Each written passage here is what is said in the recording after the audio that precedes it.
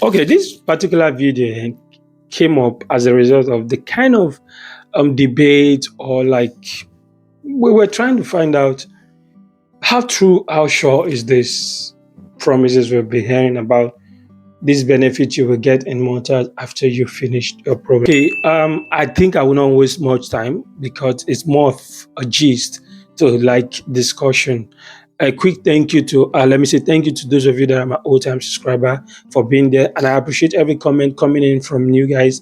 These are helping me to understand the things to do, and I am not taking them for granted. Really, I appreciate them. They've been helping me to shape the pattern, the decisions concerning what I'm supposed to do next.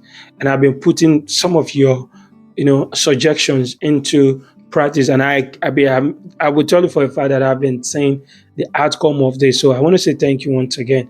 And if you see my face for the very first time, let me use this medium to say welcome to my channel. I say big thank you for stopping by. This is J.O.S. Travel Abroad, and my name is Joseph.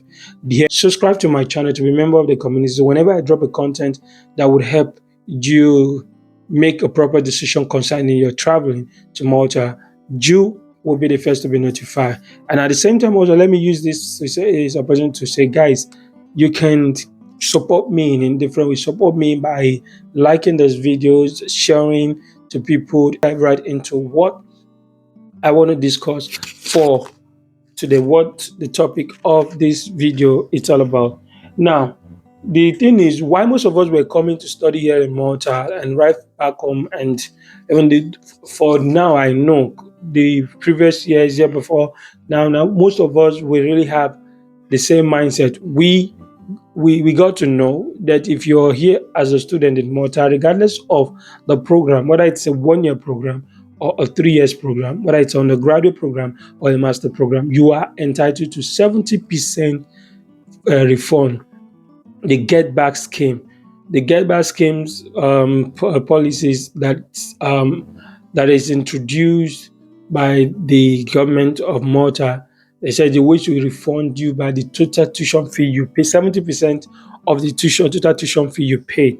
Now let me break this down a little for you to understand. Now let's say for instance you are here, you came to Malta for a 1 year program, and the tuition cost is about 5,500 euro for the 1 year course. After you are done, according to the way it is structured, or the rules, the policy, the way it is structured, they said you were to stay back and work for at least 2 years for you to get that 70% back. I would go, like, I will elaborate further on that part, but let me now give you what it means. It's like the 5,500 euro you pay, do 70% of that amount. It's what you are expected to get back from the government after completing that course. Now, for someone who will be attending undergraduate program like for 3 years, and your program fee is about 5,555, it means for the whole period of 3 years you have spent about 16,500. So if you now finish that program, you stay the normal required duration to stay, you will get 70% of that money back. Possibly you are looking at getting back around maybe 10,000 euro from the total of 16,000 plus you spent, 10,000 euro back from the government. Yeah, the condition that is now attached to it for you to meet in order to qualify for that refund, what the money you are getting back actually, which is the 70% get back schemes, the money, how is the government going to give you back that money? How is the money, where is the money coming from? Would they be getting it back from the school, collecting it from the school to give back to you? No. So the plan of the government, why they plan to refund the money back to you, is the condition to meet for you to get it. The normal primary condition is that you need to stay back after graduation and work 2 years full time, work 2 years, work full time for 2 years in Malta to get back that money. It means you are here for a 1 year program, you're done with the program, you work 2 extra years, that's third year. On the fourth year, you are qualified to then apply for that. So if you work 3 years, if you're here for a 3 years program, you're done, you work 2 more years. The following year, which will now be like the 6th year, you apply for the 70% back, which could be around 10,000 euro from maybe a 16,000 plus money you spent for the total of 3 years. Now, how are they going to get that money to refund you? So now the money is actually called tax rebate. What does this mean? This is why they said you need to stay back and work 2 years full time. They are actually deducting that refund they want to give you from the tax you are being paid while you're working as a full time. So it's like every time you paid your tax on your job, they are deducting that discount as the rebate that will be refunded to you, which will not be the equivalent of the 70% you pay to study here in Malta. So the money will be coming in from the tax you pay. This is the reason why the first condition to meet is for you to have worked full time, 2 years full time there in Malta. Now, coming back to the second condition, which I am not too sure of. Now, I've been hearing someone say that I did a video that I mentioned the condition attached to applying to get family reunification salaries, okay, conversion of student visa to work permit after graduation. The condition that are attached for you to successfully convert from the student status to a full-time worker, which is a degree, a letter of completion, and a certificate to show that you've completed the program. And then in continuation, they now said you also have to at least have good grade upon completing that program. You need good grade. Make sure you just did not go to school for going sake. Make sure you at least you pass, even if it is the minimum grade. Make sure you come out, even if it is C to B, shall get good grade. Those are also the things that would increase the approval rate when they want to approve your application to come to become a full-time permit holder after completing your school. Now, in this process, when I did the video, I mentioned it briefly that they are also saying one of the conditions also to meet if you intend to get your 70% back, 70% refund, your tuition fee back, is that you should also make sure you have a good grade, not just go to the school for going sake. Make sure at least you pass. So they are saying it's also part of the requirement, have a good grade. But that I am not sure of. And it's only one person that actually kind of give me that hint, said, if you don't have a go, if you don't pass out properly, you might not get the 70%. So that I didn't get that from the official website or whatever official source, but it's just through talk. Someone had to mention that to me. Okay, let's say that is true. So make sure you don't joke with your school while you're there. The reason why came up with this topic is I just want you to understand the whole definition, the picture of what the 70% refund get back schemes is all about. Now, if you look at it, I was having this discussion with a classmate as well. We like to talk. We'll be saying, Mota, he pay, pay stuff like that. So we were not talking, and the person was like, this 70% get back scheme self. Have you even actually seen someone that actually got this money? Have you seen someone that have been paid that really get this money back after graduation and working? And I was like, yes, I truly haven't seen any direct proof from any direct contract, anyone that will come out openly and say, yes, I was paid, I got this money back. We've not really had anybody to confirm whether or not it's still active or not active, whether or not they stay active. We've not really got anybody to confirm that. Then I now start kind of wondering, pondering on what could really be the reason why we don't have things like that. These are the things I felt and what I thought that might cause me that. I believe the reason why we don't have people to come out and testify that they've gotten that money back is because truly for the thing that Malta can offer you, there's a video that I did about that, what Malta can offer you.